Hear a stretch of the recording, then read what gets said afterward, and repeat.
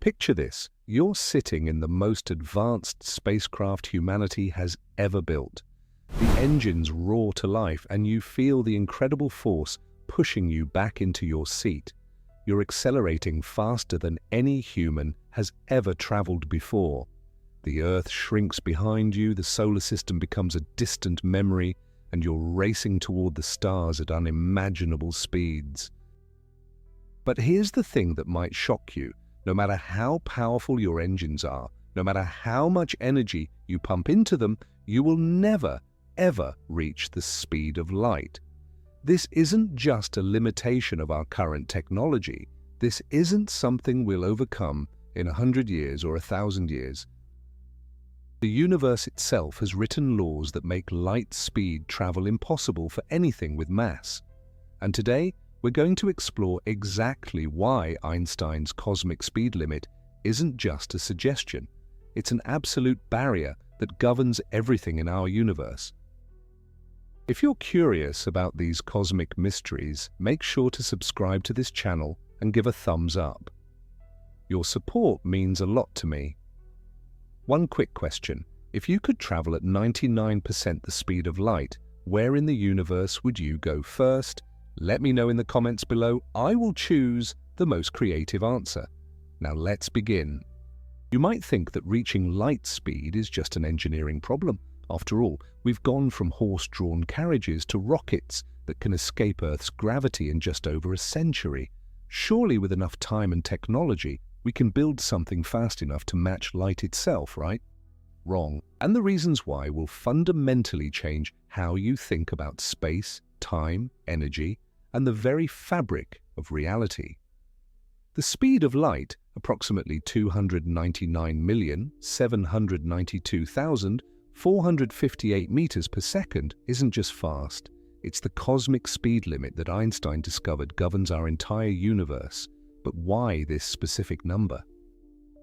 Why can't we go faster? And what happens when we try? But this isn't just about limitations.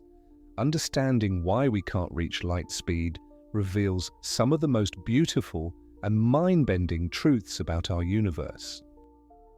It shows us how space and time are woven together, how energy and matter dance in cosmic harmony, and why the speed of light is so much more than just a number. It's the heartbeat of reality itself. If you're fascinated by how we discovered the speed of light and how it became the universe's ultimate speed limit, I highly recommend the book Measuring the Universe: The Historical Quest to Quantify Space by Kitty Ferguson. It's a captivating journey through the experiments, breakthroughs, and brilliant minds that revealed the true nature of light speed and changed our understanding of reality. You'll find the link in the description. Think about the fastest things you know. A cheetah running at 70 miles per hour seems incredibly fast until you compare it to a jet flying at 600 miles per hour. That jet seems lightning quick until you consider a rocket escaping Earth at 25,000 miles per hour. But even our fastest spacecraft are crawling compared to light. The Voyager 1 probe, humanity's fastest and most distant ambassador, has been traveling for over 45 years and has only reached about 38,000 miles per hour. At that speed, it would take over 70,000 years to reach our nearest star neighbor, Proxima Centauri. Light makes that same journey in just over 4 years. That's the difference we're talking about, not just faster, but incomprehensibly, impossibly faster. And yet, despite this incredible speed, light itself reveals why nothing with mass can ever match its pace. The story begins with a young patent clerk in Switzerland who dared to ask a simple question. What would it be like to ride alongside a beam of light? Albert Einstein's thought experiment in 1905 didn't just change physics, it revealed that our intuitive understanding of speed, time, and space was completely wrong. Before Einstein, we thought of space and time as separate, absolute things. Space was like a giant stage where events happened, and time was like a universal clock ticking the same for everyone, everywhere. If you were on a train moving at 50 miles per hour and threw a ball forward at 20 miles per hour, someone standing on the platform would see that ball moving at 70 miles per hour. Simple addition, right? But light doesn't follow these rules. No matter how fast you're moving when you measure light's speed, you always get the same answer, approximately 300 million meters per second. This seems impossible, but it's been confirmed in countless experiments. Whether you're standing still, flying in a jet, or zooming through space in a rocket, light always passes you at exactly the same speed. This discovery forced Einstein to a shocking conclusion. Space and time aren't separate at all. They're woven together into something called spacetime, and this fabric can stretch and compress depending on how fast you're moving. As you approach the speed of light, time itself slows down for you, and space contracts in the direction you're traveling. The universe literally reshapes itself to ensure that light always maintains its cosmic speed limit. But here's where things get really interesting and really impossible for massive objects like us. As you accelerate toward light speed, something called relativistic mass increase kicks in. The faster you go, the more massive you become from the perspective of someone watching you. And as your mass increases, it takes more and more energy to accelerate you further. This isn't just a small effect. When you're traveling at 90% the speed of light, your relativistic mass has increased by about 2.25 times. At 99% light speed, you're over 7 times more massive. At 99.9%, you're over 22 times more massive. And as you get closer and closer to light speed, your mass approaches infinity. Think about what this means. To accelerate an object with infinite mass would require infinite energy. And since there isn't infinite energy available in the universe, reaching light speed becomes not just difficult, but mathematically impossible. The universe has built in its own protection system, ensuring that the cosmic speed limit can never be broken by anything with mass. This is where many people ask, but what about photons? How do they travel at light speed if nothing with mass can reach that speed? The answer is beautifully simple. Photons have no mass at all. They don't accelerate to light speed. They're created already traveling at light speed, and they can never slow down. For a photon, light speed isn't a destination. It's the only speed that exists. This reveals something profound about our universe. The speed of light isn't really about light at all.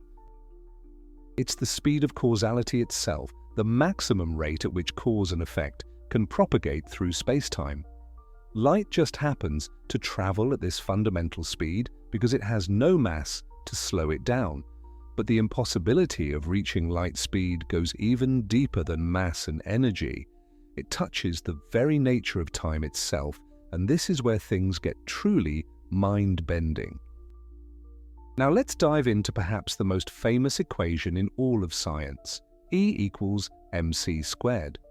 Most people know this equation, but few truly understand how it creates an absolutely insurmountable barrier to light speed travel.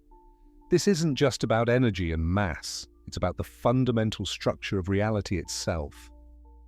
When Einstein derived this equation in 1905, he revealed something shocking. Mass and energy are not separate things. They're different forms of the same fundamental quantity. Mass is simply concentrated energy, and energy can be converted into mass. This discovery didn't just change physics, it revealed why the universe has built-in protection against faster-than-light travel.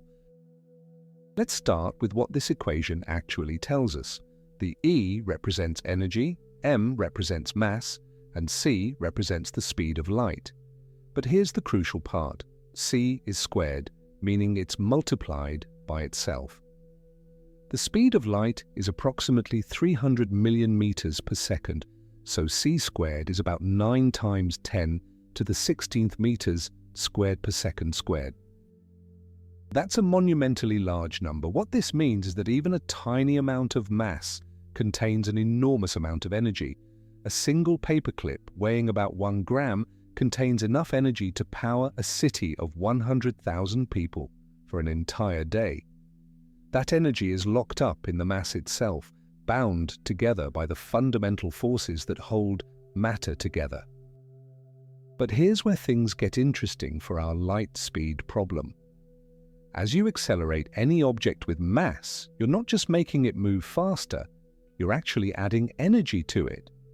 And according to E equals mc squared, adding energy means adding mass.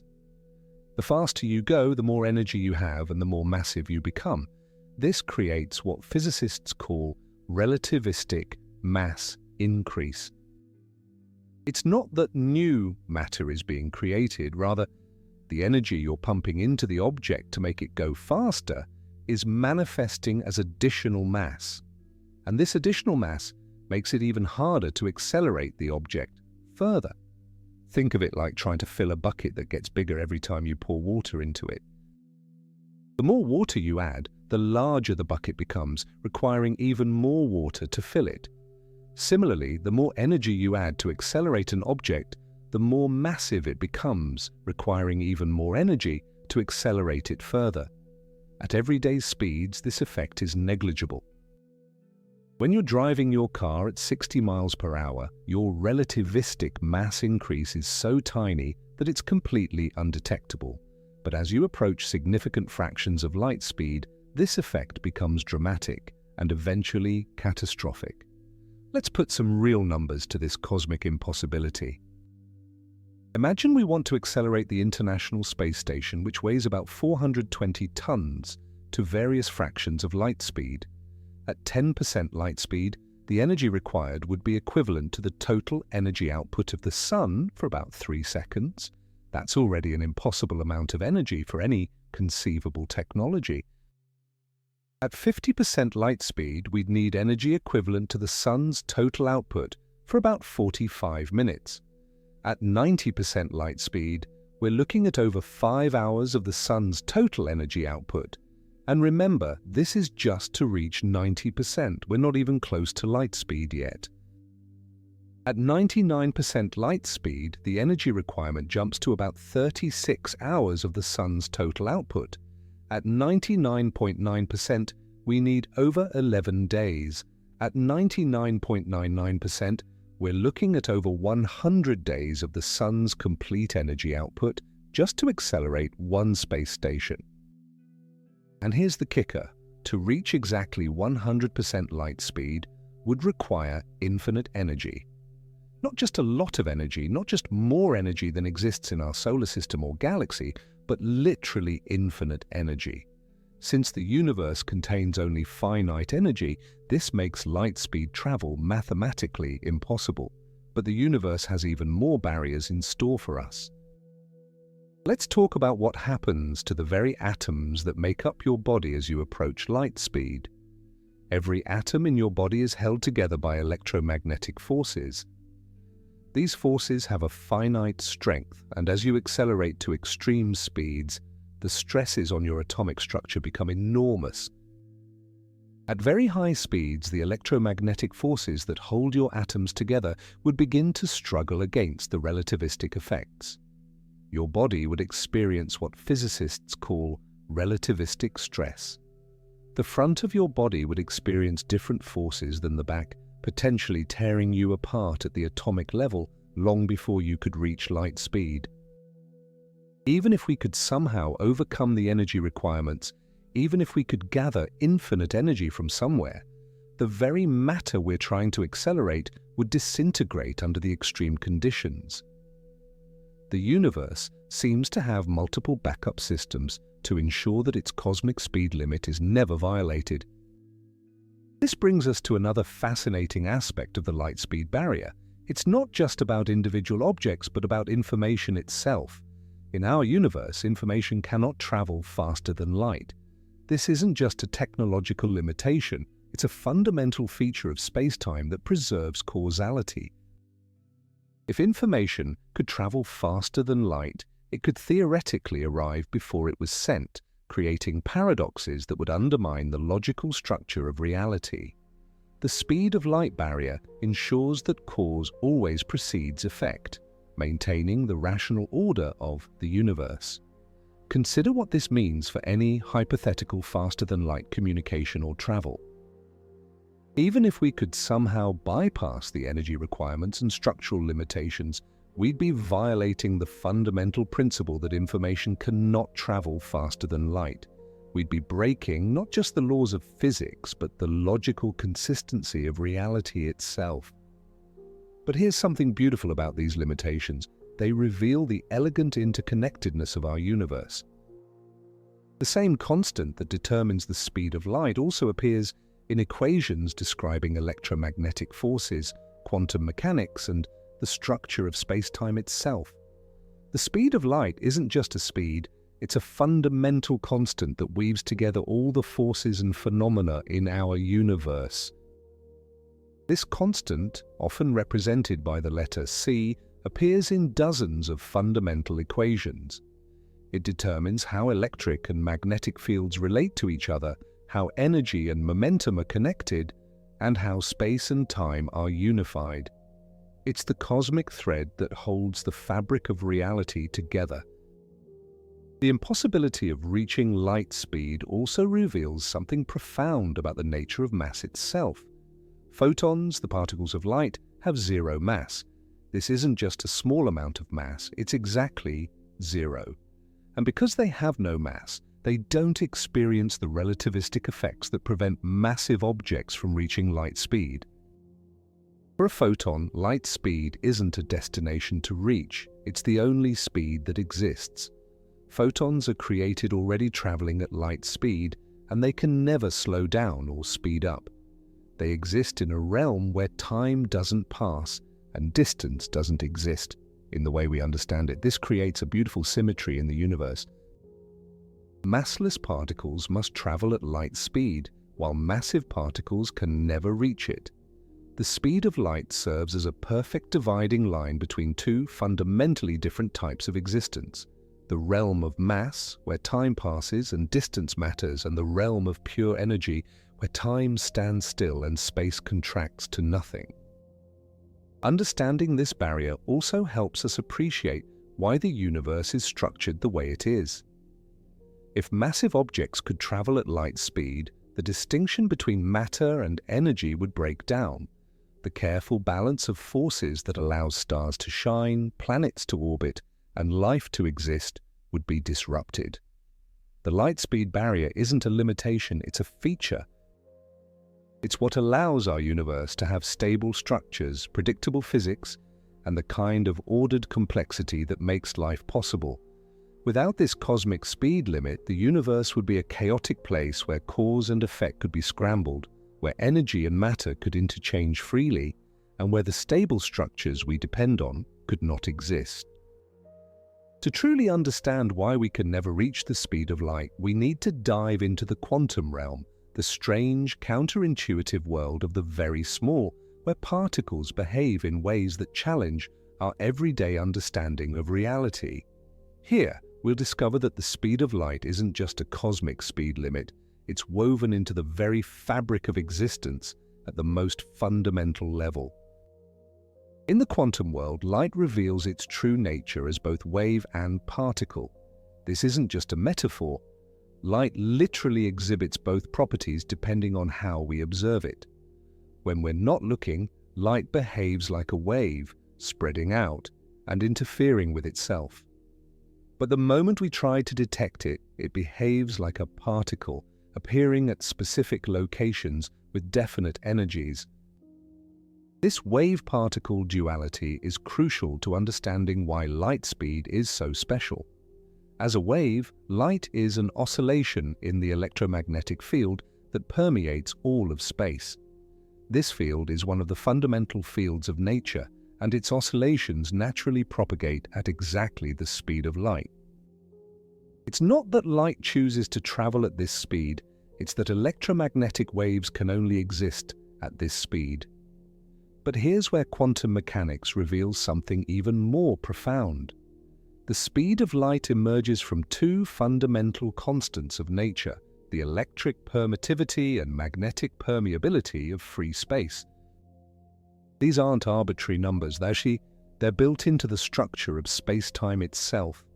The speed of light is literally the speed at which changes in electric and magnetic fields can propagate through the vacuum of space. This means that the speed of light is fundamentally connected to the structure of empty space itself. Even in a perfect vacuum, space isn't truly empty. It's filled with quantum fields that are constantly fluctuating at the smallest scales.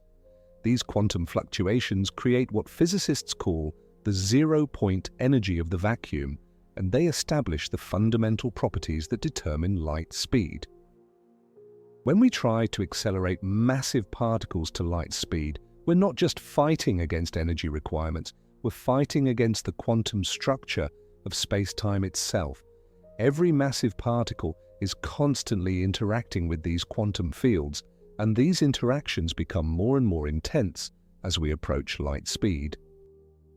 Let's explore what happens to matter at the quantum level as it approaches these extreme speeds. Every atom in your body contains electrons orbiting around a nucleus. These electrons are held in their orbits by electromagnetic forces, and they exist in specific quantum energy levels. As you accelerate to high speeds, the relativistic effects begin to distort these quantum energy levels. At 90% light speed, the quantum mechanical properties of atoms begin to change dramatically. The electron orbitals become distorted, and the energy levels shift in ways that would fundamentally alter the chemical properties of matter. At 99% light speed, these effects become so extreme that normal atomic structure begins to break down. But the quantum world reveals an even deeper barrier. According to quantum field theory, every particle with mass is actually an excitation in a quantum field that permeates all of space. Electrons are excitations in the electron field, protons are excitations in the quark fields, and so on. These field excitations have a natural rest mass that determines their behavior. When we try to accelerate these field excitations to light speed, we're asking them to behave in a way that's fundamentally incompatible with their nature. Massive field excitations simply cannot exist at light speed. It would violate the mathematical structure of quantum field theory itself. Photons, on the other hand, are excitations in the electromagnetic field, which is a massless field. These excitations naturally propagate at light speed because that's the only speed at which massless field excitations can exist. For photons, traveling at light speed isn't a choice. It's a fundamental requirement of their existence. This reveals something beautiful about the structure of our universe. The speed of light isn't really about light at all. It's about the fundamental speed at which massless information can propagate through space-time. Light just happens to be massless, so it travels at this fundamental speed. But this speed is built into the very structure of reality at the quantum level. The quantum world also reveals why the energy requirements for reaching light speed become infinite. In quantum mechanics, energy and momentum are related through Einstein's energy-momentum relation. E squared equals pc squared plus mc squared squared, where p is momentum, m is rest mass, and c is the speed of light. For a massive particle, as its momentum approaches infinity, which is what would be required to reach light speed, its energy also approaches infinity. But here's the crucial point. In quantum mechanics, infinite energy would mean infinite mass, and infinite mass would create a black hole. The universe literally prevents light speed travel by threatening to collapse any object that tries into a gravitational singularity. But quantum mechanics offers us another perspective on why light speed is special. According to the uncertainty principle, there are fundamental limits to how precisely we can know certain pairs of properties simultaneously. The more precisely we know a particle's position, the less precisely we can know its momentum, and vice versa. For a particle traveling at light speed, This uncertainty principle creates a paradox. To travel at exactly light speed, a massive particle would need to have precisely defined momentum. But the uncertainty principle tells us that this would make its position completely undefined. It would be spread out across all of space simultaneously. A massive particle simply cannot exist in such a state. Photons avoid this paradox because they're massless. For massless particles, the uncertainty principle allows them to have well-defined momentum while still maintaining a coherent existence. This is yet another way that the universe ensures only massless particles can travel at light speed. The quantum world also reveals the deep connection between light speed and the structure of spacetime itself. In quantum field theory, spacetime isn't a smooth, continuous fabric. It's a seething foam of quantum fluctuations at the smallest scales. These fluctuations occur at the Planck scale, where distances are about 10 to the minus 35 meters and times are about 10 to the minus 43 seconds. At these incredibly tiny scales, the very concepts of space and time begin to break down. But even here, the speed of light emerges as a fundamental constant that governs how these quantum fluctuations propagate. The speed of light is literally built into the quantum structure of spacetime itself. This quantum foam also creates what physicists call vacuum resistance. As particles move through space, they're constantly interacting with these quantum fluctuations. For massive particles approaching light speed, these interactions become so intense that they create an effective resistance that prevents further acceleration. It's like trying to move through an increasingly thick fluid. The faster you go, the thicker the quantum foam becomes, until it becomes impossible to push through. This isn't just a metaphor. The mathematics of quantum field theory shows that vacuum resistance becomes infinite as massive particles approach light speed. But perhaps the most profound insight from quantum mechanics is that the speed of light represents the speed of causality itself. In the quantum world, cause and effect are mediated by the exchange of virtual particles. These virtual particles carry information about forces and interactions, and they can only propagate at the speed of light, or slower. This means that the speed of light isn't just a speed limit for matter and energy, it's a speed limit for cause and effect themselves. If anything could travel faster than light, it could potentially disrupt the causal structure of spacetime, creating paradoxes that would undermine the logical consistency of the universe.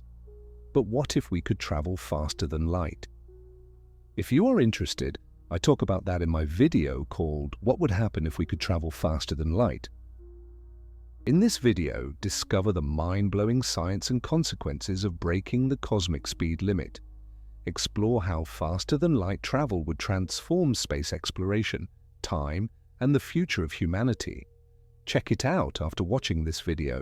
The link is in the description and on the card above. Now let's continue. The quantum world shows us that the speed of light barrier isn't just about energy or mass. It's about preserving the fundamental structure of reality itself. Every quantum field, every particle interaction, every force in nature respects this cosmic speed limit because it's built into the very foundation of existence. Understanding these quantum mechanical barriers helps us appreciate why the speed of light is so much more than just a number. It's a fundamental constant that emerges from the deepest levels of reality, connecting the behavior of subatomic particles to the large-scale structure of spacetime itself. The theoretical barriers to light-speed travel might seem abstract, but the universe has provided us with countless real-world experiments and observations that confirm these limitations with stunning precision. From particle accelerators buried beneath the Swiss countryside to cosmic ray detectors scattered across the globe, every piece of experimental evidence points to the same inescapable conclusion. The speed of light is truly the ultimate cosmic speed limit. Let's start with the most powerful machines humanity has ever built, particle accelerators. The Large Hadron Collider, stretching 27 kilometers beneath the border of France and Switzerland, routinely accelerates protons to 99.999991% the speed of light. That's incredibly close. So close that these protons are moving only about 3 meters per second slower than light itself. But here's the remarkable thing. Despite pumping enormous amounts of energy into these protons, scientists have never been able to push them that final tiny bit to reach actual light speed. The energy requirements grow exponentially as they approach this barrier, exactly as Einstein's equations predict. Each additional decimal place of precision toward light speed requires roughly 10 times more energy than the previous decimal place. To put this in perspective, the LHC uses about 120 megawatts of power when running at full capacity, enough to power a small city. All of this energy goes into accelerating tiny subatomic particles that weigh less than a trillionth of a gram. And yet, even with this enormous energy expenditure, the particles never quite reach light speed. The Tevatron accelerator at Fermilab, which operated from 1983 to 2011, provided decades of data confirming these relativistic effects. Scientists could measure the increasing mass of particles as they approached light speed, watching Einstein's predictions play out with mathematical precision. The faster the particles went, the more massive they became, requiring ever-increasing amounts of energy for further acceleration. But particle accelerators aren't the only evidence. Nature provides its own cosmic accelerators that dwarf anything humans have built. Cosmic rays, high-energy particles from deep space, regularly strike Earth's atmosphere with energies that make our most powerful accelerators look like toys. Some cosmic ray particles carry energies equivalent to a baseball traveling at 60 miles per hour, all concentrated in a single subatomic particle. These ultra-high-energy cosmic rays have been accelerated by some of the most violent processes in the universe: supernova explosions, black hole jets, and colliding neutron stars. They've been traveling through space for millions or billions of years, gaining energy from magnetic fields and shock waves that span entire galaxies. And yet, even these cosmically accelerated particles never exceed the speed of light. The Pierre Auger Observatory in Argentina, covering an area larger than Rhode Island, detects these cosmic ray particles when they slam into Earth's atmosphere. The observatory has recorded particles with energies over 10 to the 20th electron volts, energies so high that they approach the theoretical maximum possible in our universe. But even these incredibly energetic particles obey Einstein's speed limit. When these cosmic ray particles hit our atmosphere, they create cascades of secondary particles that rain down across hundreds of square kilometers. By studying these particle showers, scientists can reconstruct the energy and speed of the original cosmic ray. In every case, without exception, the particles are traveling at less than light speed, no matter how much energy they carry. The global positioning system provides another everyday confirmation of relativistic effects. GPS satellites orbit Earth at about 14,000 kilometers per hour, fast enough that relativistic time dilation becomes measurable. The atomic clocks on these satellites run slightly faster than identical clocks on Earth's surface, gaining about 38 microseconds per day due to relativistic effects. This might seem like a tiny amount, but it's enough to throw off GPS calculations by several kilometers, if not corrected. The fact that your smartphone can pinpoint your location to within a few meters is direct proof that Einstein's theories are correct. Every time you use GPS navigation, you're relying on corrections for relativistic effects that become more extreme as speeds approach light speed. Muons created in Earth's upper atmosphere provide another beautiful confirmation of time dilation. These particles are created when cosmic rays collide with atmospheric molecules about 15 kilometers above the surface. Muons are unstable and decay with a half-life of only 2.2 microseconds.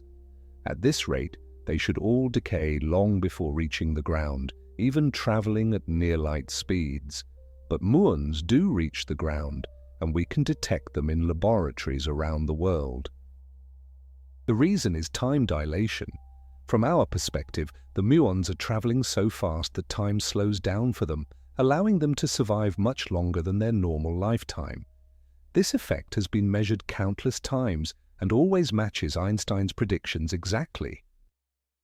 The Michelson-Morley experiment, first performed in 1887 and repeated with increasing precision ever since, provides fundamental evidence for the constancy of light speed.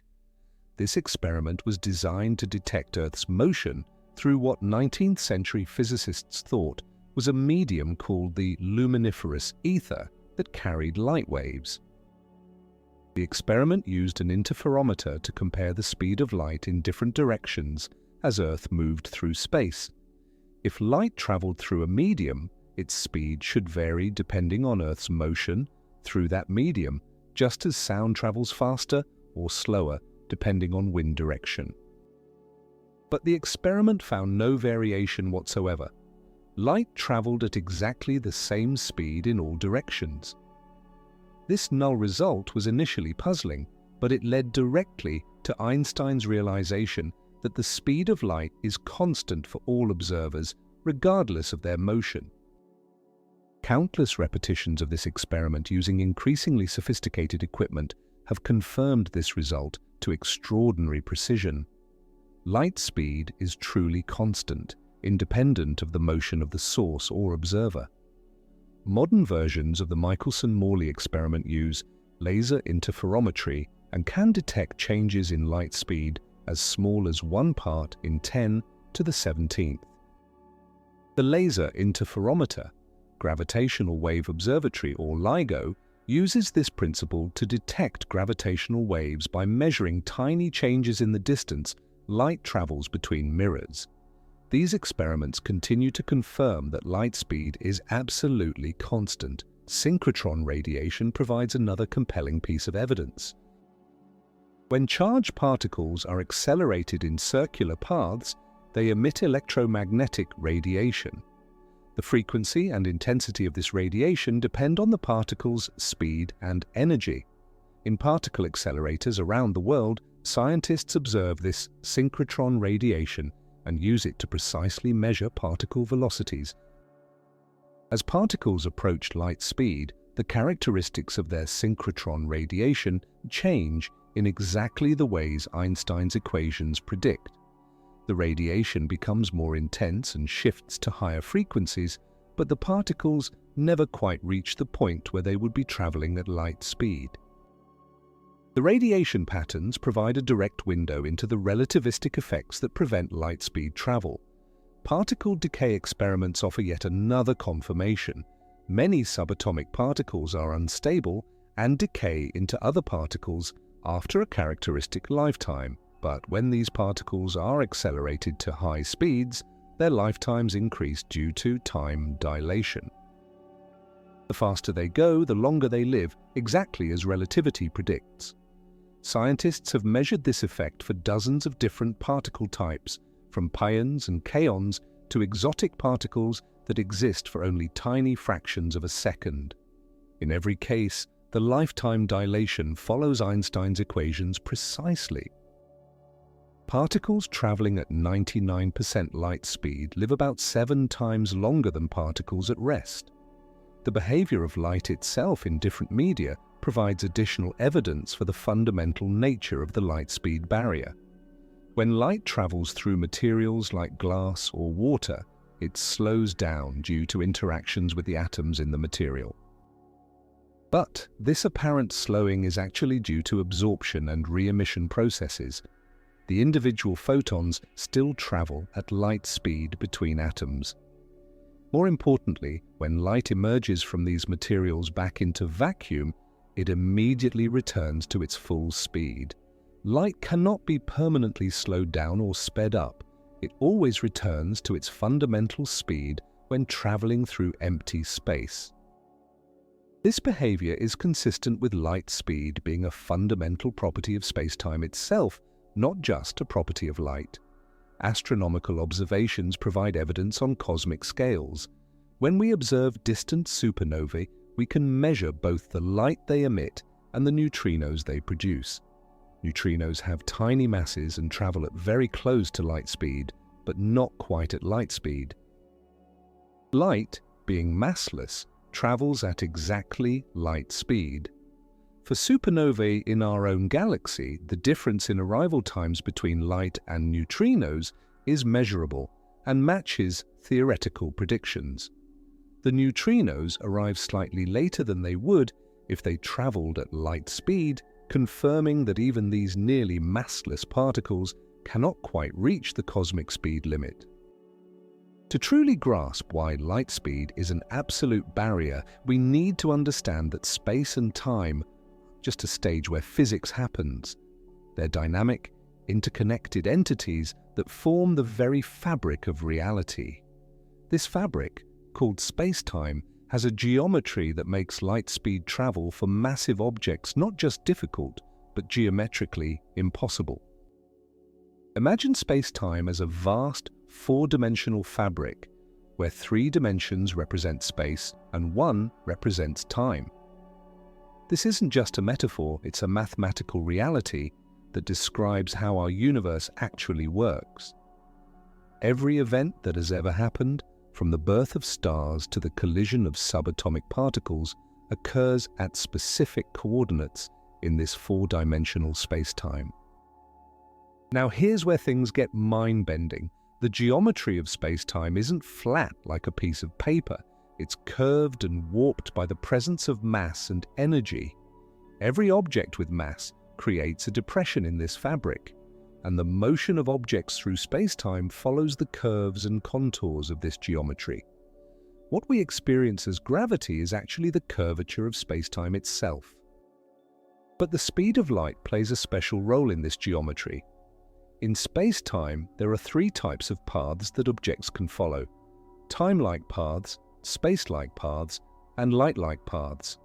Massive objects can only follow time-like paths, which always involve moving slower than light. Massless particles like photons follow light-like paths, traveling at exactly light speed. Space-like paths would represent faster than light travel, but they're forbidden for any real object or information. This isn't just a rule imposed on spacetime, it's built into the fundamental geometry itself. The mathematical structure of spacetime makes space-like paths physically meaningless for massive objects. It would be like trying to travel north of the North Pole. The geometry simply doesn't allow it. To understand this better, let's explore what physicists call the light cone. At every point in spacetime, you can imagine a cone extending into the future and another extending into the past. The surface of these cones represents all the paths that light could take from that point. The inside of the future cone represents all the places you could potentially reach, and the inside of the past cone represents all the places that could have influenced you. The crucial point is that massive objects are forever trapped inside these light cones. You can never escape to the outside of the cone, because that would require traveling faster than light. The light cone defines the absolute boundary of what's causally connected to your current location in spacetime. This geometric constraint has profound implications. It means that the universe has a built-in structure that prevents paradoxes and maintains causality.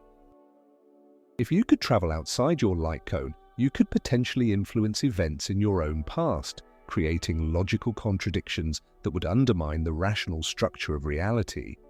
The geometry of spacetime also explains why time dilation and length contraction occur as you approach light speed. As you move faster through space, you're actually rotating your path through 4-dimensional spacetime. The faster you move through the spatial dimensions, the slower you move through the time dimension. At light speed, all your motion would be through space, with no motion through time at all. This rotation through space-time is described by what physicists call Lorentz transformations. These mathematical equations show exactly how space and time coordinates change as you move from one reference frame to another. They reveal that space and time are not separate entities, but different aspects of a unified four-dimensional reality. As you approach light speed, these Lorentz transformations become more and more extreme. Time dilation approaches infinity, length contraction approaches zero, and the energy required for further acceleration approaches infinity. These aren't just practical limitations, they're geometric features of space-time itself. The concept of proper time helps illustrate this geometric reality. Proper time is the time measured by a clock that travels with you through space-time.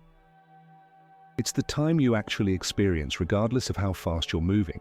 The remarkable thing is that proper time is a geometric invariant. It's the same for all observers, even though they might disagree about coordinate time and distance. As you approach light speed, your proper time begins to diverge dramatically from coordinate time. From the perspective of someone watching you, your clocks slow down and eventually appear to stop. But from your perspective, time continues to flow normally. This isn't just an illusion. It's a real geometric effect of moving through curved space-time. The geometry of space-time also reveals why photons can travel at light speed, while massive particles cannot. Photons follow what are called null geodesics, the straightest possible paths through space-time that have zero proper time. For a photon, the journey from one point to another takes no time at all from its own perspective, regardless of how far it travels. Massive particles, on the other hand, must follow time-like geodesics. These paths always have positive proper time, meaning that some time must always pass for the particle as it moves through space-time. This geometric requirement makes it impossible for massive particles to follow the null geodesics that would correspond to light-speed travel. Einstein's field equations, which describe how mass and energy curve space-time, provide the mathematical foundation for understanding these geometric constraints. These equations show that the presence of mass and energy determines the curvature of space-time, which in turn determines how objects move through it. The solutions to Einstein's field equations reveal many exotic possibilities: black holes where space-time curvature becomes infinite, wormholes that might connect distant regions of space, and even cosmological models where space itself expands faster than light. But in every case, these solutions respect the fundamental constraint that massive objects cannot travel faster than light through space-time. Even in the most extreme environments, near black holes, in the hearts of neutron stars, or during the first moments after the Big Bang, the light-speed barrier remains absolute.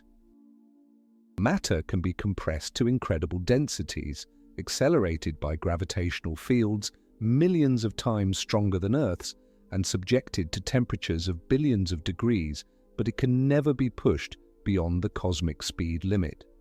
The geometry of space-time also explains why faster-than-light travel would violate causality.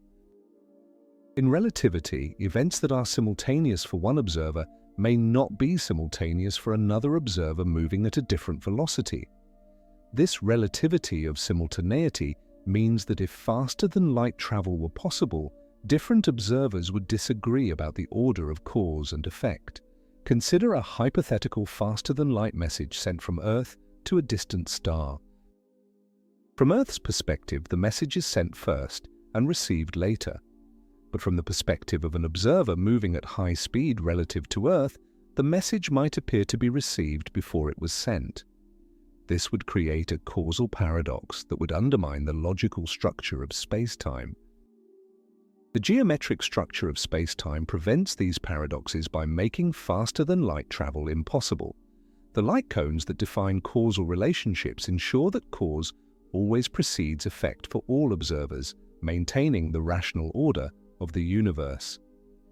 This geometric understanding also helps explain why the speed of light is the same for all observers. In space-time geometry, the speed of light isn't really a speed at all. It's a conversion factor between space and time coordinates. It's built into the metric of spacetime itself, determining how distances and durations are related. Just as the ratio of a circle's circumference to its diameter is always pi regardless of the circle's size, the speed of light is always the same regardless of the observer's motion. It's a fundamental geometric property of the spacetime we inhabit. The curvature of spacetime near massive objects provides additional evidence for these geometric constraints. Near a black hole, spacetime is so severely curved that time dilation becomes extreme. An observer falling toward a black hole would appear to slow down and eventually freeze at the event horizon from the perspective of a distant observer. But even in these extreme conditions, the falling observer never exceeds light speed. The geometry of spacetime ensures that no matter how strong the gravitational field, massive objects always remain within their light cones. The event horizon of a black hole represents the boundary where light cones tip over so far that they no longer point away from the black hole, but even here, the light speed limit is preserved. Gravitational waves, ripples in spacetime itself, also travel at exactly light speed. When two black holes collide billions of light-years away, the gravitational waves they produce travel through space at light speed, carrying information about the collision. These waves stretch and compress spacetime as they pass, but they never exceed the fundamental speed limit built into spacetime's geometry. Part 7. Thermodynamics and Information. Theory barriers. The impossibility of reaching light speed isn't just about energy, mass, or spacetime geometry, it's also fundamentally connected to the laws of thermodynamics and information theory. These connections reveal that the light speed barrier is woven into the very fabric of how information, energy, and entropy behave in our universe. Let's start with the second law of thermodynamics, which states that entropy, a measure of disorder, always increases in isolated systems. This law has profound implications for light-speed travel that most people never consider. Every process that accelerates matter requires the conversion of organized energy into kinetic energy, and this conversion always produces waste heat and increases entropy. As you approach light speed, the energy requirements grow exponentially, but so does the entropy production. The amount of waste heat generated becomes enormous, and this heat must be dissipated somehow.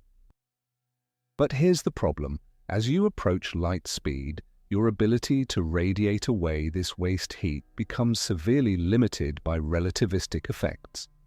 From the perspective of an outside observer, an object approaching light speed appears to contract in length and slow down in time.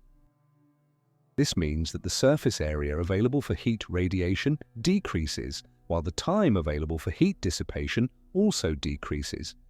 The object becomes trapped in its own waste heat, creating a thermodynamic barrier that prevents further acceleration. This effect becomes catastrophic as you approach light speed. The energy density within the accelerating object grows without bound, while its ability to dissipate that energy approaches zero. Long before you could reach light speed, the object would be destroyed by its own thermal radiation, melting or vaporizing from the inside out. But the thermodynamic barriers go even deeper. Consider what happens to the information content of an object as it approaches light speed. Every atom in your body contains information, the positions and velocities of electrons, the quantum states of nuclei, the complex molecular structures that make life possible. This information must be preserved during acceleration, but relativity places fundamental limits on how much information can be contained in a given volume of space. As an object approaches light speed, length contraction compresses it in the direction of motion. This compression increases the information density, packing more and more data into a smaller and smaller volume. But there's a fundamental limit to how much information can be stored in any given region of space known as the Bekenstein bound. The Bekenstein bound states that the maximum amount of information that can be contained in a spherical region is proportional to the area of the sphere's surface, not its volume. This limit is derived from black hole thermodynamics and represents a fundamental constraint on information storage in our universe. As an object approaches light speed and undergoes length contraction, it eventually reaches a point where its information content would exceed the Bekenstein bound. At this point, the object would be forced to collapse into a black hole to avoid violating this fundamental limit. The universe literally prevents light speed travel by threatening to turn any object that tries into a gravitational singularity. This connection between information theory and relativity reveals something profound about the nature of reality. Information isn't just an abstract concept, it's a physical quantity that obeys conservation laws and thermodynamic principles. The speed of light represents not just a limit on the motion of matter and energy, but also a limit on the propagation of information itself. Consider what happens when you try to send information faster than light. In our universe, all information transfer requires some physical process, the movement of particles, the propagation of waves, or the change of quantum states. But all of these physical processes are limited by the speed of light. There's simply no way to transfer information from one location to another without using some physical mechanism that respects Einstein's speed limit. This has profound implications for any hypothetical faster-than-light communication system. Even if we could somehow bypass the energy requirements for accelerating matter to light speed, we still couldn't send information faster than light without violating the fundamental principles of information theory. The relationship between energy and information also creates additional barriers to light speed travel. According to Landauer's principle, erasing information requires a minimum amount of energy equal to kT ln 2, where K is Boltzmann's constant and T is the temperature. This might seem like a tiny amount of energy, but it becomes significant when dealing with the enormous information content of macroscopic objects. Every atom in your body contains multiple bits of information about its quantum state. A typical human body contains about 7 times 10 to the 27 atoms, each storing multiple bits of information. As you accelerate toward light speed, relativistic effects would scramble this information, requiring enormous amounts of energy to maintain the complex molecular structures that define your existence. The process of acceleration itself requires constant information processing. Your body must continuously adjust to changing reference frames, maintaining the delicate balance of chemical reactions and biological processes that keep you alive. But as you approach light speed, time dilation makes this information processing increasingly difficult. From your perspective inside the accelerating spacecraft, time flows normally. But from the perspective of the outside universe, your biological processes slow down dramatically. The chemical reactions in your cells, the electrical signals in your nervous system, and the quantum processes that maintain your molecular structure all appear to slow to a crawl. This creates a fundamental mismatch between the rate at which your body can process information and the rate at which the external universe changes. Long before you could reach light speed, this mismatch would become so severe that your biological systems would be unable to function properly. The quantum mechanical aspects of information processing create additional barriers. Every quantum system has a finite information processing capacity, determined by its energy and the fundamental constants of nature. As you approach light speed, the energy of your constituent particles grows without bound, but their information processing capacity doesn't grow proportionally. This creates what physicists call the information bottleneck problem. The amount of information that needs to be processed to maintain a coherent quantum state grows faster than the system's ability to process that information. Eventually, the system becomes overwhelmed and loses coherence, effectively disintegrating at the quantum level. The holographic principle, derived from black hole thermodynamics, provides another perspective on these information-theoretic barriers. This principle suggests that all the information contained in a volume of space can be encoded on its boundary surface. This has profound implications for objects approaching light speed. As length contraction compresses an object in the direction of motion, the ratio of its volume to its surface area changes dramatically.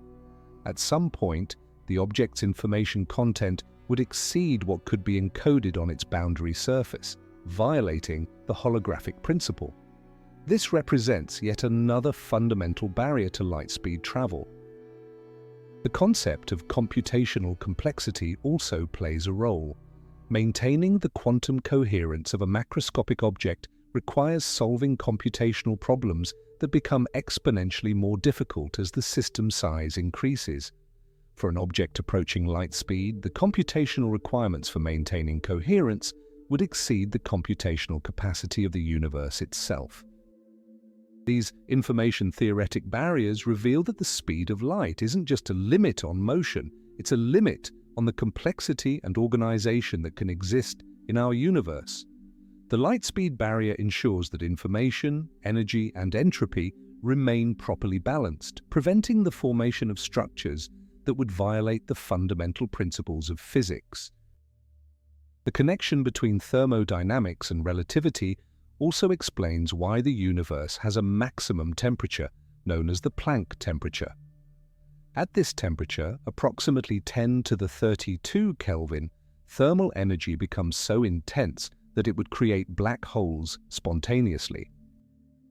This temperature represents the point where thermodynamics and general relativity merge into a unified description of reality. Objects approaching light speed would experience enormous thermal stresses due to their kinetic energy. Long before reaching light speed, these thermal effects would exceed the Planck temperature, causing the object to collapse into a black hole or disintegrate into fundamental particles. The universe's thermal limits provide yet another barrier to light-speed travel. The arrow of time, which emerges from the second law of thermodynamics, also plays a crucial role.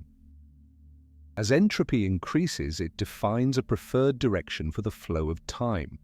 But for an object traveling at light speed, time dilation becomes infinite, effectively stopping the flow of time altogether. This would freeze the increase of entropy, violating the second law of thermodynamics. The universe prevents this violation by making light-speed travel impossible for massive objects. Only massless particles like photons can travel at light speed, and they don't experience the passage of time in the same way that massive objects do. For photons, the concept of entropy increase doesn't apply in the usual sense. When we look out into the vast cosmos, we find overwhelming evidence that the light-speed barrier is absolute across the entire observable universe. From the behavior of distant galaxies to the echoes of the Big Bang itself, every astronomical observation confirms that nothing with mass has ever exceeded the cosmic speed limit, not even in the most extreme environments imaginable.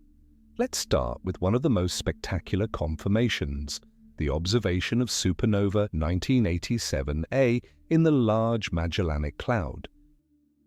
This stellar explosion occurred about 168,000 light-years from Earth, and it provided a unique opportunity to test the universality of light speed across cosmic distances. When the star exploded, it released both photons and neutrinos. Neutrinos are nearly massless particles that barely interact with matter, allowing them to escape the collapsing star's core immediately. The photons, traveling at light speed, had to fight their way through the star's outer layers before beginning their journey to Earth. Despite this head start, the neutrinos arrived only about 3 hours before the light, exactly what we'd expect given the time it takes light to escape from a collapsing stellar core. If neutrinos could travel faster than light, they should have arrived years earlier. Instead, their near-simultaneous arrival confirmed that even these ghostly particles respect Einstein's speed limit. The Kamiokande 2 detector in Japan and the IMB detector in Ohio both recorded the neutrino burst from this supernova.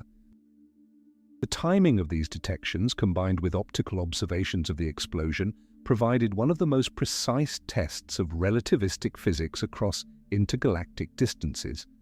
The results matched theoretical predictions to extraordinary precision. But supernovae aren't the only cosmic laboratories testing the light-speed barrier. Active galactic nuclei, the supermassive black holes at the centers of some galaxies, create jets of matter that shoot out at incredible speeds.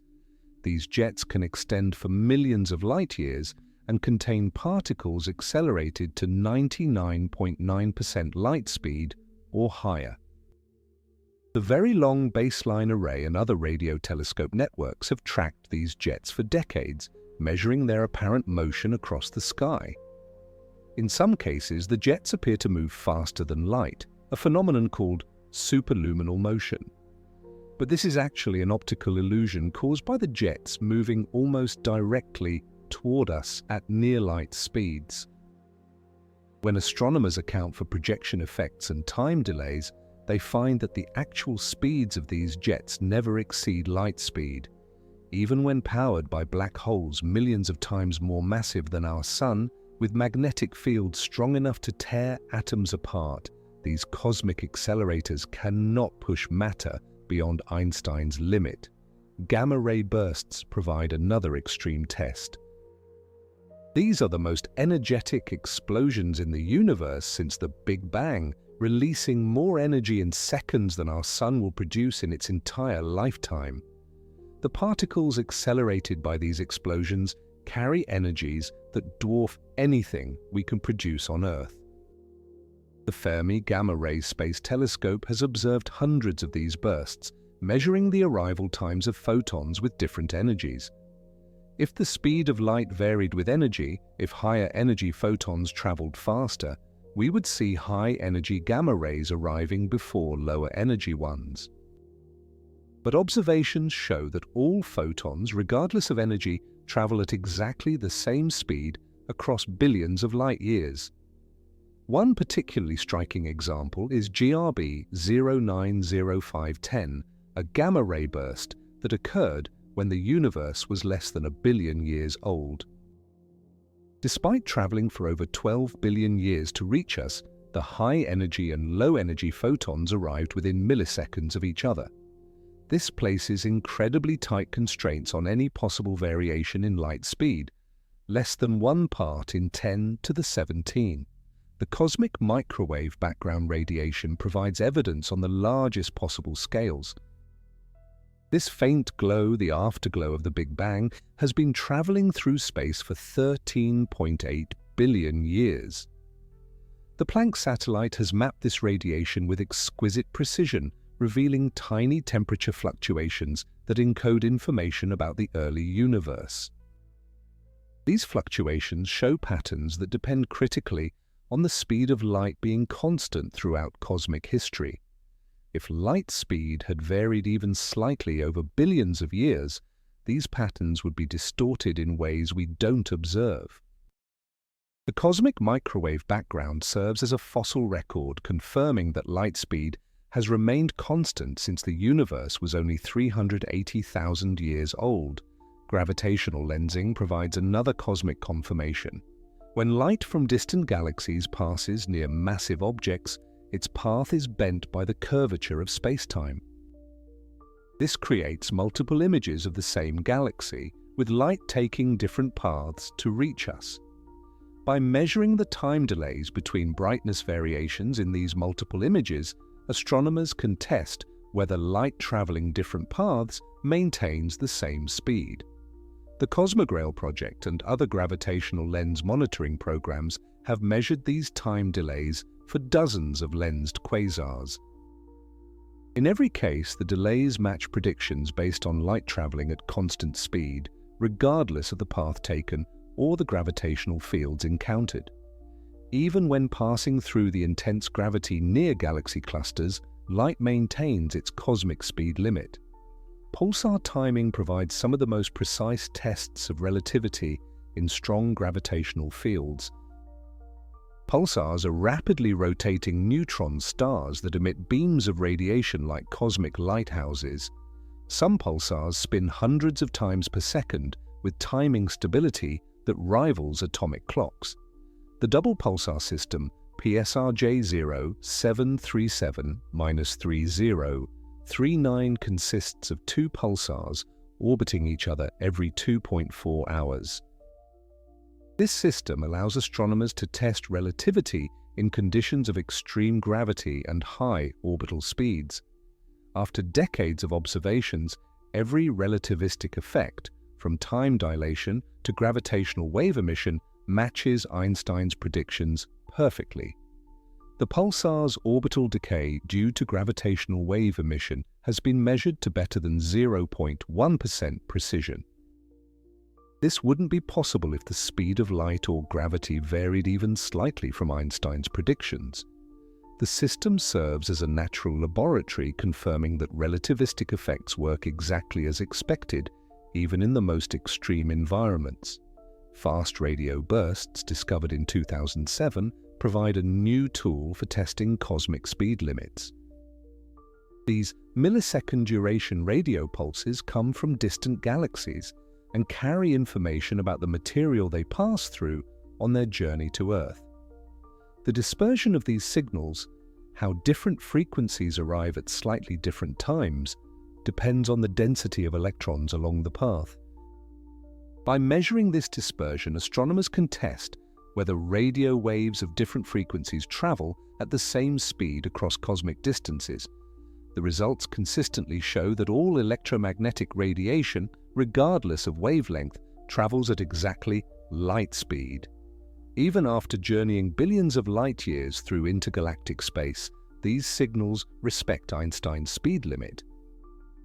The expansion of the universe itself provides a fascinating perspective on the light-speed barrier. While galaxies cannot move through space faster than light, space itself can expand at any rate. During cosmic inflation in the early universe, space expanded much faster than light speed, carrying galaxies apart at superluminal velocities.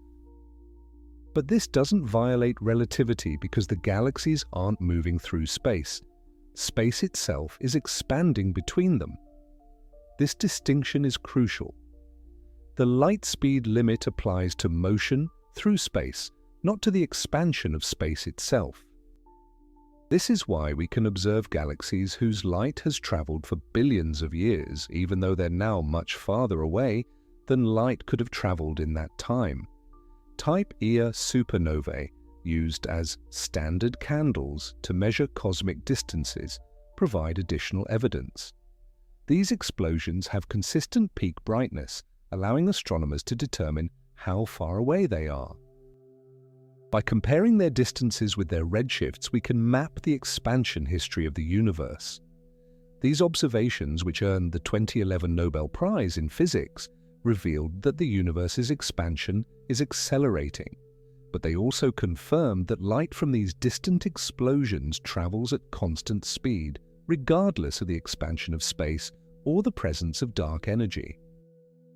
The light-speed barrier remains absolute even as the universe itself evolves. The search for cosmic strings, hypothetical, one-dimensional defects in spacetime, has also confirmed relativistic limits. If cosmic strings exist, they would create distinctive gravitational lensing patterns and gravitational wave signatures.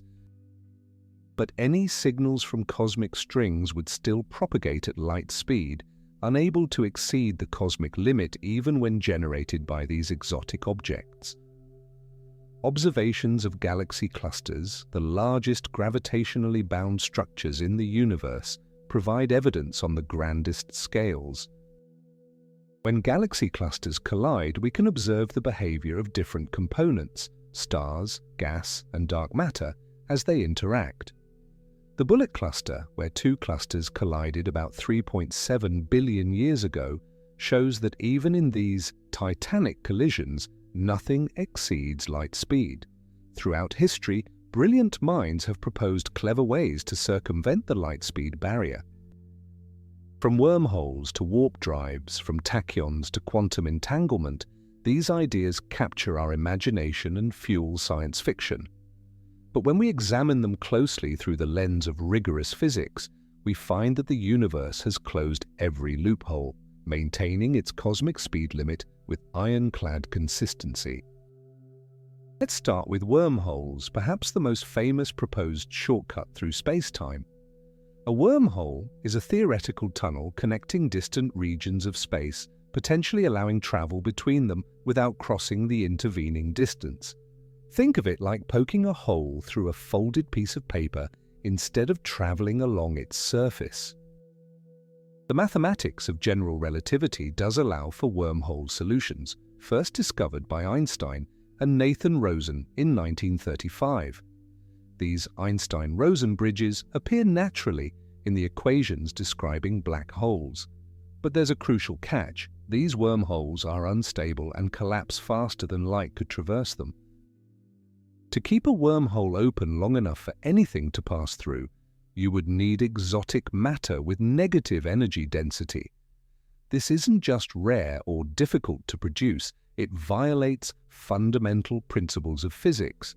The averaged null energy condition, a cornerstone of general relativity, states that the average energy density measured by any light ray must be non-negative. While quantum mechanics allows for tiny, temporary violations of this condition through quantum fluctuations, creating a macroscopic wormhole would require massive, sustained violations that appear to be impossible. Every attempt to design a traversable wormhole runs into this fundamental barrier. The universe seems to protect its speed limit by making shortcuts physically impossible. The Alcubierre warp drive, proposed in 1994, takes a different approach. Instead of creating a shortcut, it would contract space in front of a spacecraft and expand it behind, creating a warp bubble that carries the ship faster than light. Technically, the ship never exceeds light speed in its local reference frame. It's space itself that's moving. This sounds promising, but the energy requirements are staggering. Initial calculations suggested that creating a warp bubble would require more energy than the entire observable universe contains. Later refinements reduced this to merely the energy equivalent of Jupiter's mass, but that's still impossibly large. More fundamentally, the warp drive requires the same exotic matter with negative energy density as wormholes. It also creates closed time-like curves, paths through spacetime that loop back to their own past. This would allow time travel and create causality paradoxes, suggesting that the universe's consistency protection mechanisms would prevent warp drives from functioning. Recent research has shown additional problems with warp drives. The boundary of the warp bubble would accumulate enormous energies, creating a blast of radiation that would destroy anything at the destination. The interior of the bubble would also be causally disconnected from the exterior, making it impossible to control or steer the drive once activated. Tachyons, hypothetical particles that always travel faster than light, represent another attempt to bypass Einstein's limit. The mathematics of special relativity doesn't explicitly forbid faster-than-light particles as long as they never slow down to light speed. Just as massive particles can't accelerate to light speed, tachyons couldn't decelerate to it. But tachyons create immediate paradoxes. They would have imaginary mass, meaning their mass squared would be negative. They would also travel backward in time from some reference frames, allowing information to be sent into the past. This would violate causality and create grandfather paradox scenarios where you could prevent your own existence. Extensive searches for tachyons have found no evidence for their existence. Particle physics experiments, cosmic ray observations, and astronomical surveys have all come up empty. The theoretical problems combined with the complete lack of observational evidence suggest that tachyons are mathematical curiosities rather than physical realities. Quantum entanglement often gets misrepresented as a way to communicate faster than light. When two particles are entangled, measuring one instantly affects the other, regardless of the distance between them. Einstein called this spooky action at a distance, and it seems to violate the light speed limit. But quantum entanglement can't actually transmit information faster than light. The measurement results are random. You can't control what value you'll measure. While the correlations between entangled particles are established instantly, extracting useful information from these correlations requires comparing measurements, which can only be done through classical communication channels limited by light speed. The no-communication theorem in quantum mechanics proves rigorously that entanglement alone cannot transmit information. Every proposed scheme for faster-than-light communication using quantum effects has been shown to fail when analyzed carefully. The universe maintains its speed limit even in the quantum realm. Some theories propose that spacetime might be discrete rather than continuous at the smallest scales. In these theories, space consists of indivisible units, like pixels on a screen. Some researchers hoped this might allow for instantaneous jumps between adjacent pixels, bypassing the light speed limit. But detailed analysis shows that discrete spacetime models still respect causality and the light speed limit. Information and matter can only propagate through the discrete structure at speeds up to and including light speed. The discreteness might change physics at the Planck scale, but it doesn't provide a loophole for faster-than-light travel. Extra dimensions proposed by string theory and other unified theories offer another potential avenue. If our universe has hidden spatial dimensions, perhaps we could take shortcuts through them, like an ant crawling across a cylinder instead of around it. However, these extra dimensions must be either extremely small, compactified, or our matter must be confined to a lower dimensional brane within the higher dimensional space. In either case, the light speed limit applies within whatever dimensions we can access. The existence of extra dimensions doesn't change the fundamental speed limit. It just applies that limit in a higher dimensional context. Variable speed of light theories propose that the speed of light might have been different in the early universe, or might vary in different regions of space. These theories attempt to solve certain cosmological puzzles without invoking inflation, but observations place incredibly tight constraints on any variation in light speed.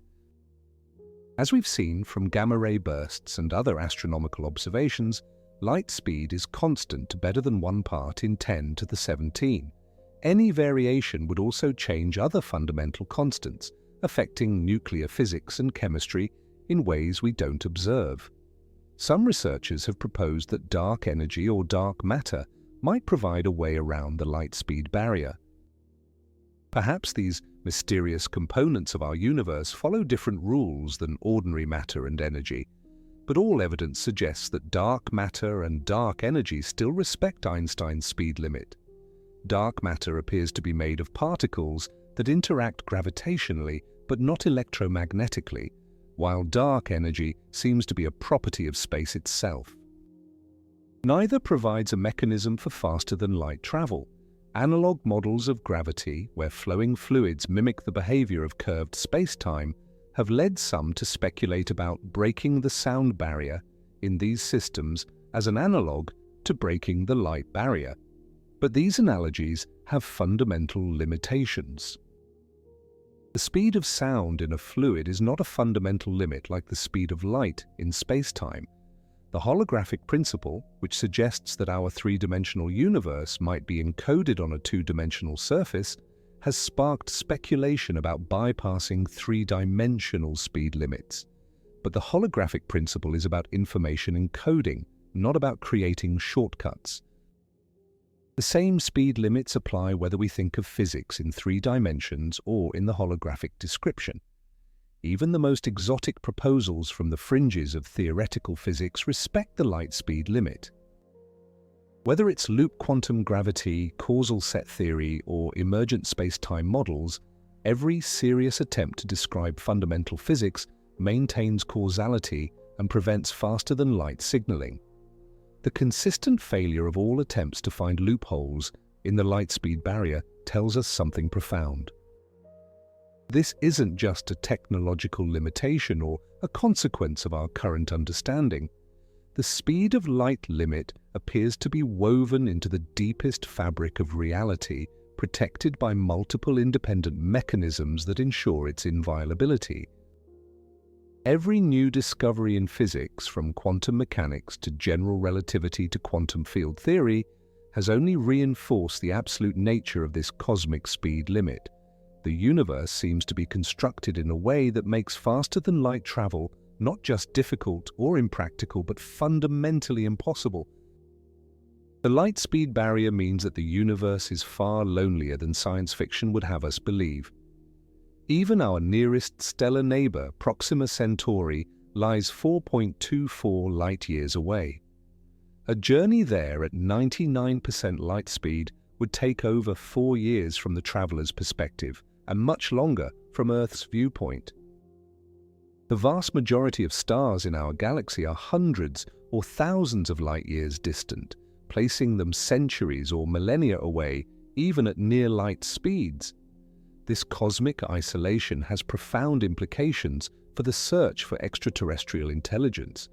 If alien civilizations exist, they face the same light speed barrier we do.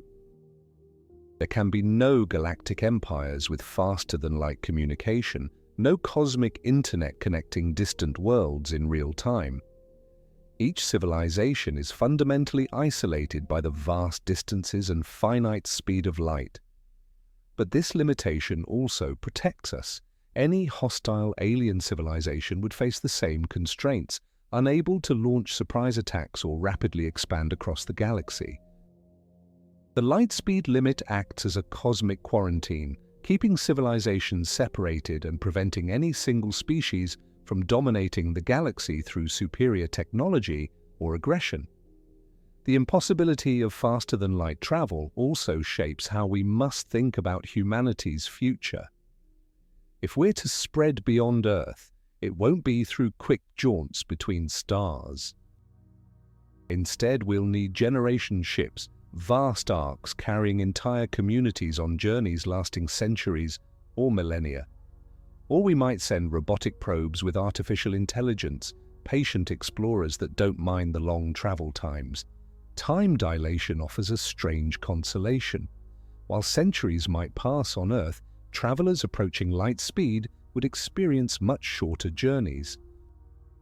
At 99.9% light speed, a journey to the galactic center, 26,000 light-years away, would take only about 1,200 years from the traveler's perspective. Still a long time, but not impossibly so for a civilization thinking on cosmic timescales. This creates a poignant scenario for future star travelers. They could journey to distant stars and return to Earth, but everyone they knew would be long dead, their civilization transformed beyond recognition. The light speed barrier doesn't just separate us in space, it creates unbridgeable gulfs in time. The energy requirements for near light speed travel force us to think on astronomical scales.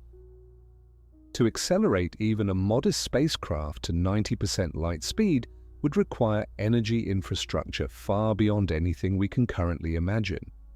We might need to harness entire stars, building Dyson spheres to capture their total energy output. The light speed barrier doesn't make interstellar travel impossible, but it demands that we become a fundamentally different kind of civilization to achieve it. These limitations might explain the Fermi paradox, the puzzling absence of obvious alien civilizations despite the vast number of potentially habitable planets. Perhaps intelligent life is common, but the light speed barrier keeps civilizations confined to their local stellar neighborhoods. The galaxy might be teeming with life, but each pocket of intelligence is isolated by the vast distances and fundamental speed limits. The light speed barrier also has profound philosophical implications for free will and determinism. Because information cannot travel faster than light, the future light cone from any event defines the absolute limit of its possible influence. This creates a kind of cosmic determinism, not in the sense that the future is predetermined, but in the sense that causal influences are strictly limited by the geometry of space-time. Yet within these constraints, incredible complexity and beauty emerge. The same laws that prevent faster-than-light travel also enable the stable existence of atoms, molecules, and life itself. The light speed limit is part of a finely tuned set of physical laws that allow for the emergence of complexity and consciousness in the universe.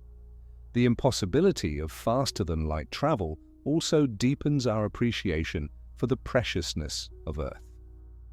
We can't easily escape to other worlds if we damage this one. The cosmic speed limit makes Earth not just our home, but potentially our only home for centuries or millennia to come. This should inspire us to be better stewards of our planet, knowing that the stars, while not forever out of reach, are far more distant than our dreams might wish. But perhaps the most profound implication is how the light-speed barrier connects us to the cosmos.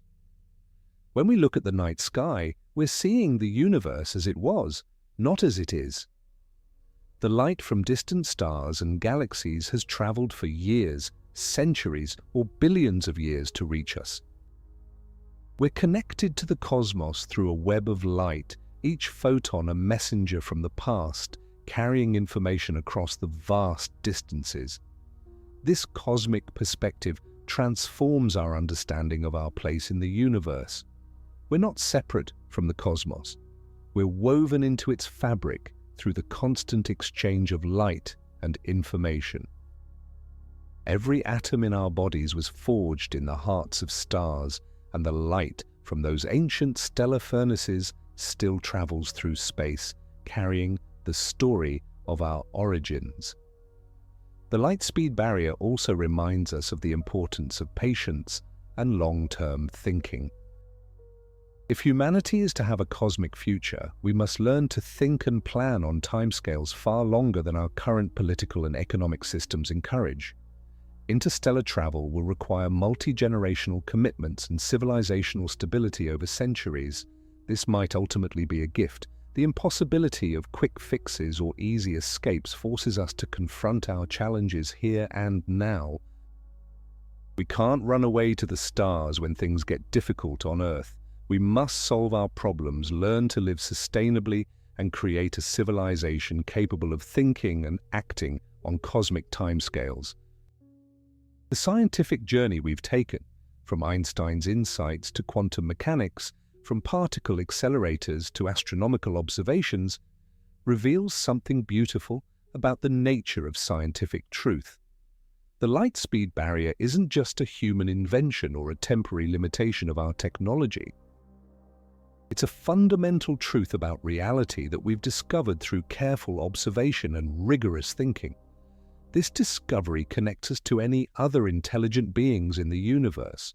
Whatever their biology, culture, or technology, they must have discovered the same truth. The speed of light is a universal constant that all civilizations must recognize and respect. In this way, science provides a truly universal language, a set of truths that transcend species and cultures. As we stand at the threshold of becoming a spacefaring civilization, the light speed barrier challenges us to be creative, patient, and wise. We might never build warp drives or jump through wormholes, but we can still reach for the stars. It will just take longer than we might wish, require more energy than we might hope, and demand more patience than we might naturally possess. But perhaps that's the point. The universe's speed limit forces us to grow up as a species, to think beyond our individual lifespans, and to work together on projects that benefit future generations rather than ourselves. The impossibility of faster-than-light travel might be the universe's way of ensuring that only mature, patient, and wise civilizations can spread among the stars. In the end, the light-speed barrier isn't a wall that confines us. It's a fundamental feature of the cosmos that shapes our destiny. It connects us to the universe through the constant flow of light, protects us from cosmic dangers, and challenges us to become something greater than we are. The stars are not forever out of reach, but the journey to them will transform us in ways we can barely imagine.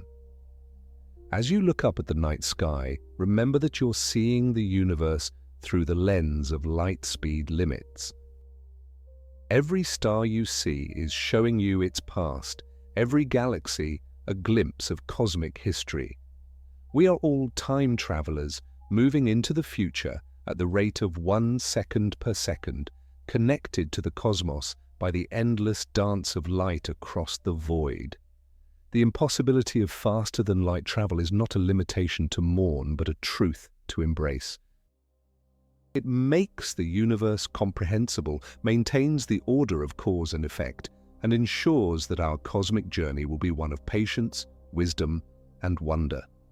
We will never break the light speed barrier, but in understanding why, we've gained something far more valuable, a deep appreciation for the elegant and beautiful way our universe works. The cosmic speed limit is absolute, unbreakable, and eternal, and in accepting this truth, we take our first real step toward becoming a truly cosmic civilization, one that works with the laws of nature rather than against them, one that finds wonder in the journey rather than just the destination. The stars await, patient and eternal, and though the journey will be long, it will be humanity's greatest adventure. If you are still watching, make sure to hit that like and subscribe to the channel. And if you enjoyed this video, I am sure you're gonna love this other one at the left side of the screen. 54 things that shouldn't exist in space, but do. In this video, discover 54 mind-blowing space discoveries that defy the laws of physics and challenge everything we thought we knew about reality.